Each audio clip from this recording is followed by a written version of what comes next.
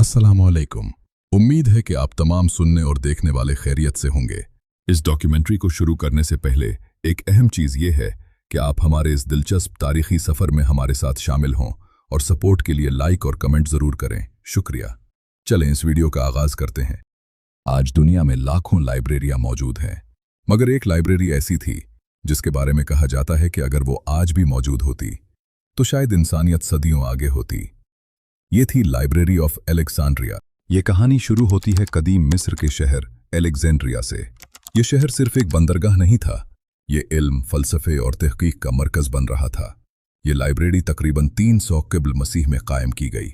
इस मंसूबे के पीछे ख्याल था कि दुनिया का हर अहम इल्म एक जगह जमा किया जाए।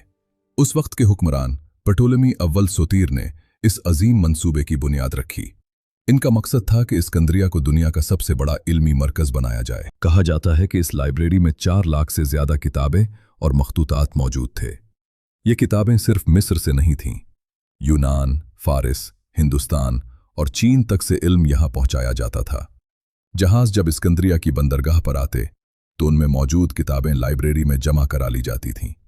उनकी नकल तैयार की जाती और असल किताब अक्सर लाइब्रेरी में ही रख ली जाती। ये सिर्फ लाइब्रेरी नहीं थी, ये एक अजीम तहकीकी इदारा भी था।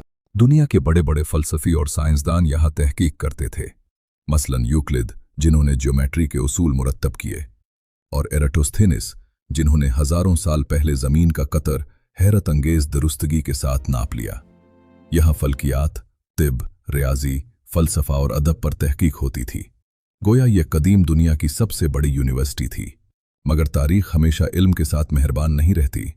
इस लाइब्रेरी के खात्मे के बारे में कई नज़रियात मौजूद हैं। एक रिवायत के मुताबिक जब जूलियस सीज़र इस्कंदरिया में जंग लड़ रहे थे तो बंदरगाह में लगने वाली आग शहर के कुछ हिस्सों तक फैल गई।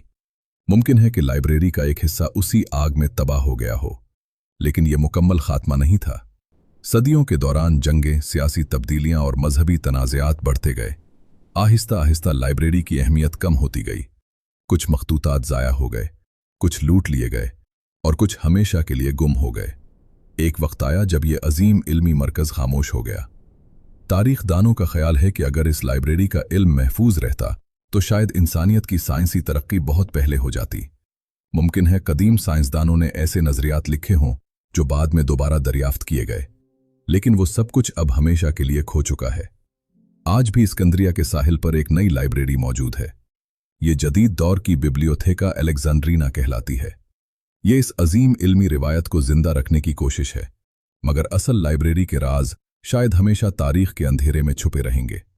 लाइब्रेरी ऑफ इस्कंदरिया सिर्फ एक इमारत नहीं थी, ये इंसानियत के इल्म का खजाना थी, और इसका खात्मा हमें एक सबक देता है। इल्म को महफूज रखना इंसानी तहजीब की सबसे बड़ी जिम्मेदारी है, क्योंकि जब इल्म खो जाता है तो सिर्फ किताबें नहीं जलती, बल्कि पूरी तारीख का एक हिस्सा हमेशा के लिए ख़त्म हो जाता है।